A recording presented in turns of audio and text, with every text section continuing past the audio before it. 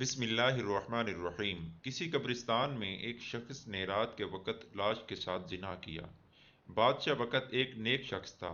اس کے خواب میں ایک سفید پوش آدمی آیا اور اسے کہا کہ فلاں مقام پر فلاں شخص اس گناہ کا مرتکب ہوا ہے، اور اسے حکم دیا کہ اس زانی کو فوراً بادشاہی دربار میں لا کر اسے مشیر خاص کے عہدے پر مقرر کیا جائے۔ بادشاہ نے وجہ جاننی چاہی تو فوراً خواب ٹوٹ گیا۔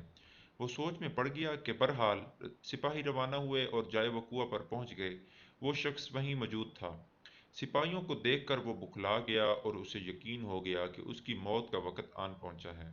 اسے بادشاہ کے سامنے حاضر کیا گیا۔ بادشاہ نے اسے اس کا گناہ سنایا اور کہا، آج سے تم میرے مشیر خاص ہو۔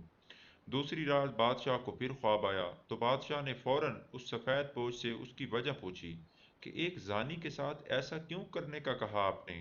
سفید پوش نے کہا، اللہ کو اس کا گناہ سخت ناپسند آیا۔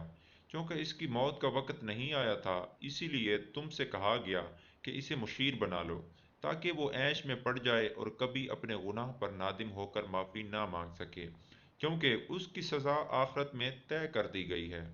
مرتے دم تک وہ عیش و عشرت میں غرق رہے گا، اور بلکہ خوش بھی ہوگا کہ جس گناہ پر اسے سزا دی جانی چاہیے تھی، اس گناہ پر اسے اعلیٰ عہدہ مل گیا۔ سو اسے گمراہ ہی رکھنا مقصد تھا۔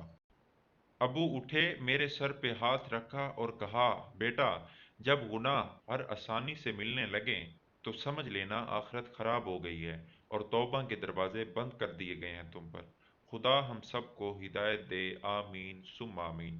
دوستوں، اگر ویڈیو اچھی لگتی ہے تو اصلاح کی نیت سے آگے لازمی شیئر کریں، کیونکہ یہ بھی ایک صدقہ جاریہ ہے۔ میرے چینل کو سبسکرائب کر لیں تاکہ مزید اچھی اور اسلامی ویڈیو دیکھنے کے لیے آپ کو بر وقت نوٹیفیکیشن ملتا رہے۔ آپ کی محبت کا بے حد شکریہ۔ ملتے ہیں ایک نئی ویڈیو میں۔ اپنا بہت سارا خیال رکھیے گا۔ اللہ حافظ۔